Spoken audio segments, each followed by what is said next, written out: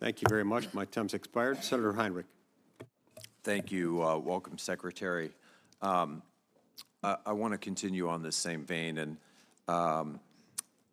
when will we know which lands are being considered for land sales? And also, I want to ask you if you have, well, let's just start with that so that we can have a public process here, so that the public can understand really what's at stake, and so we can get beyond the current dynamic of what people are imagining, but actually understanding what lands you're talking about in this process.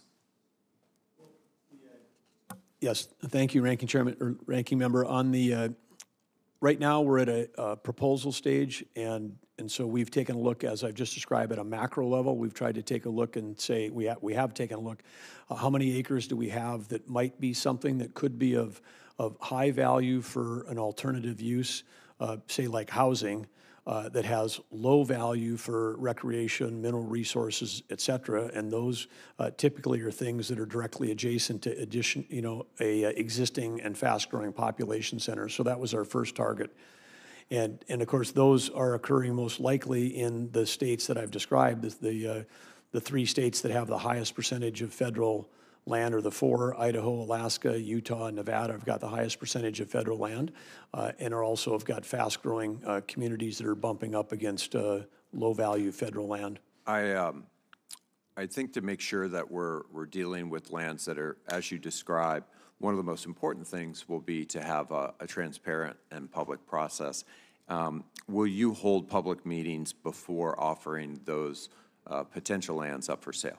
Yeah, absolutely, and I want to reassure members here and the public that there's, there won't be an acre of any of our 63 national parks that are considered up for sale. I mean, this is not about our most sacred and beautiful places. This is often about, like I said, barren land next to highways with existing billboards that have no recreational value, but would represent do represent a constraint. In some cases, cities are leapfrogging their infrastructure beyond the federal land, creating additional infrastructure costs for those cities. And of course, when we can do infill, that helps, creates a great revenue opportunity for us to help, whether it's deferred maintenance, new recreational opportunities, or reducing the deficit, but also helps those cities operate more efficiently. You talked about the Southern Nevada legislation, but there's actually a federal program that's available to every single state for the BLM to utilize, and that's the Federal Land Transaction Facilitation Act.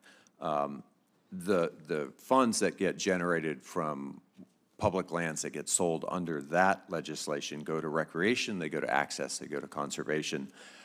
We're currently developing some housing in New Mexico using that framework. Is that a framework that you have looked at for this process? I certainly want to look at all the models that we have today that are already working and learn from them to as we go forward to make sure that we're using the best practices that we've identified. Obviously, the advantage of FLPA over the Southern Nevada was designed for a specific county, and so it's kind of a one-off. I would urge you to look at FLPA in part because it's something that is available to you now. It's proven. We've used it in New Mexico several times, and it's available west-wide.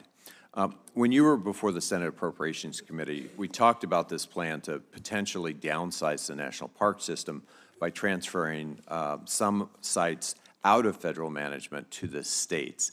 And I sent you a follow-up letter on that. I very much appreciate that you replied to my letter, but what your reply did not include is just what sites might these be. Where are you in that process? Because we're several months now from the next budget year, and if this is going to be a serious proposal, the American people deserve to understand what's potentially on the list.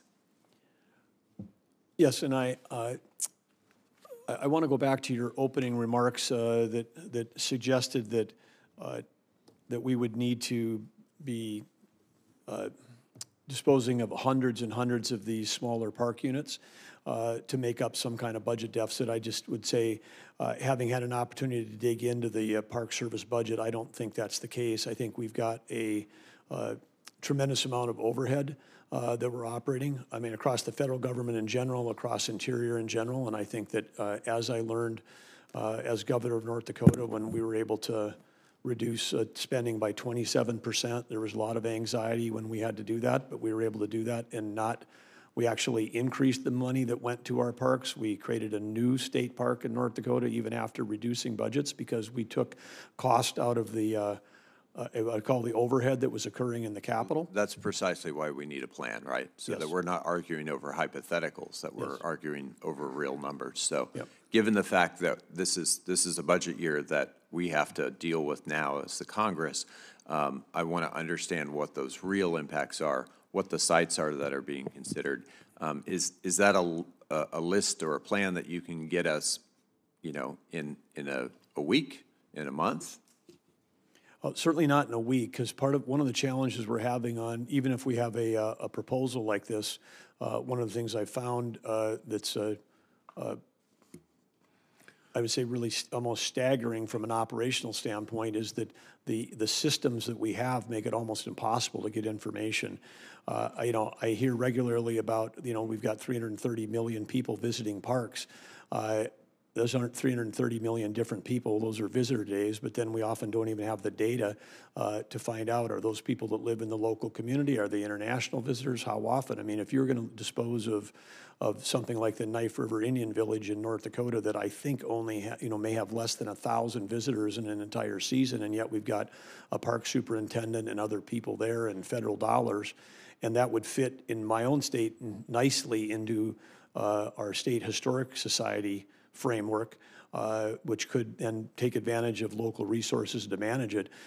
You know, our target would be to look at the places that have very low visitation, but even if you would ask a question like, hey, please give me the visitation by each of these over 400 sites, that, you know, there's numbers that they're not good data on that. So it's going to be difficult to make in great decisions quickly. We just have to try to create the data framework because I would want to have any decisions we make be data driven, and that's going to make it more difficult to identify how we can do things that make sense from a budget standpoint.